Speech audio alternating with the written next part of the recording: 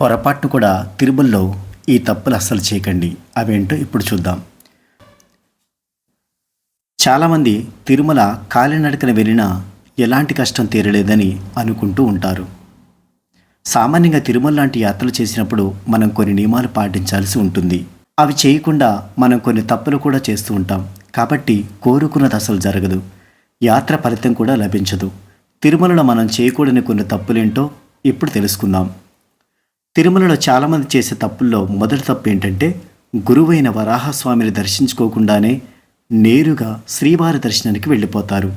అయితే ఇది చాలా పెద్ద తప్పని చెప్పాలి. అసలు తిరుమల వెంకటేశ్వర క్షేత్రం కాదు, వరాహ క్షేత్రం. వరాహస్వామి శ్రీవారి దగ్గర ఉండడానికి అనుమతి తీసుకుంటున్నప్పుడు శ్రీవారికి 3 ప్రమాణాలు చేస్తారు.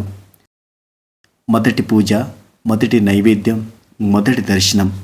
ఈ 3 కూడా నీకు ఇస్తానని వాగ్దానం చేసి ఒక ప్రమాణపత్రం కూడా రాసిస్తారు. ఇప్పటికీ ఆ ప్రమాణపత్రం తిరుమల తిరుపతి దేవస్థానం మ్యూజియంలో ఉంది. అందులో స్వామి చెప్పిన మొదటి 2 పనులను అర్చకులు ఇప్పటికి కూడా చేస్తున్నారు. మొదటి పూజ రోజు వరాహస్వామికి చేస్తారు.